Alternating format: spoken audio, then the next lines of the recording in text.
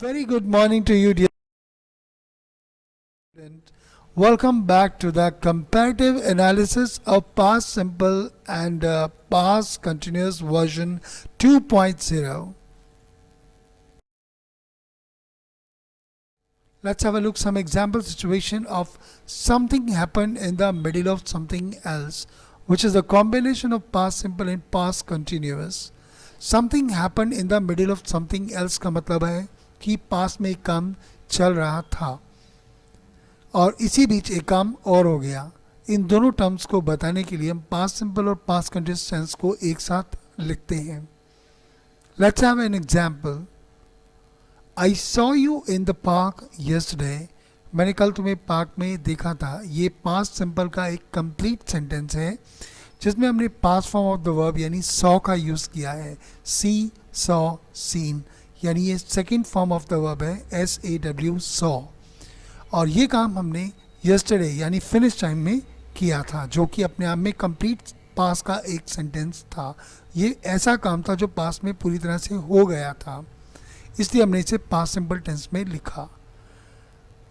और ये sentence you were sitting on the grass and reading a book, ये past continuous tense है.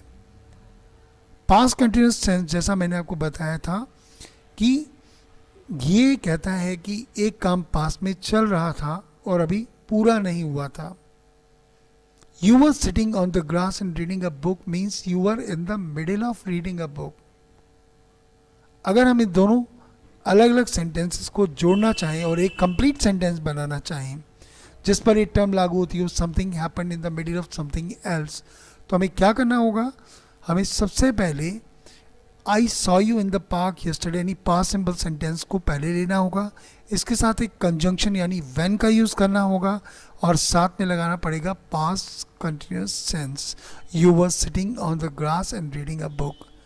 I saw you in the park yesterday when you were sitting on the grass and reading a book means कल जब तुम park में बैठे घास के ऊपर बुक पढ़ रहे थे तब मैंने तुम्हें देखा था.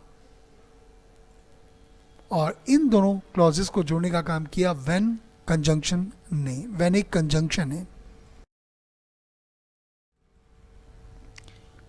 Something happen in the middle of something else. एक बार फिर, I hurt my back while I was working in the garden.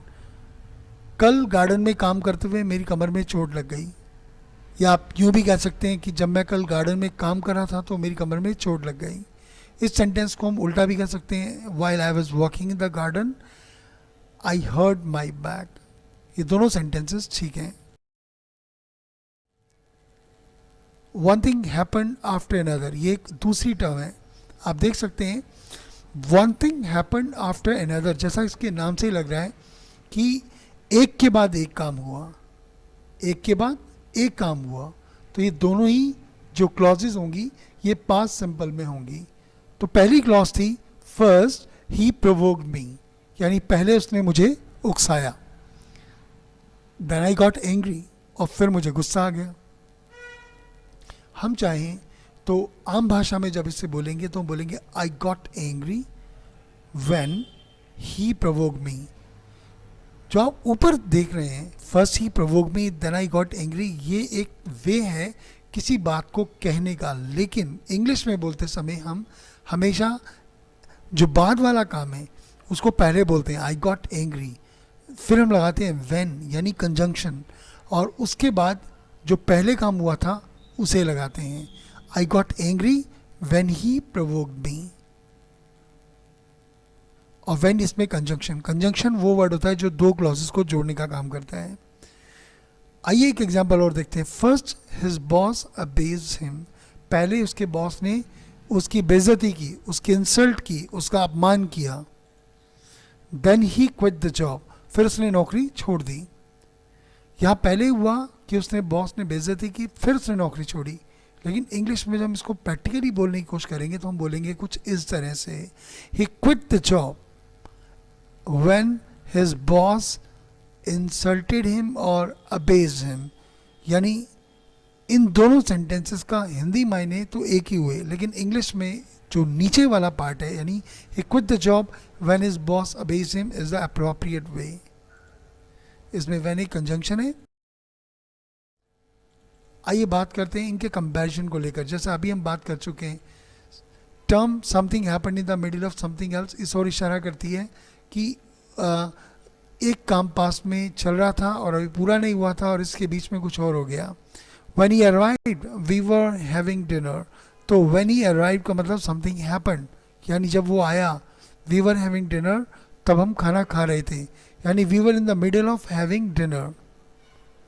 और दूसरी टर्म है one thing happened after another, यानी एक के बाद एक काम हुआ, तो ये दोनों क्लॉजेज पास में होंगी। फर्स्ट ही अराइव्ड, पहले वो आया, then we went to the market, फिर हम मार्केट गए। ये दोनों ही क्लॉजेज पास में हैं, पास्ट सिंपल में हैं।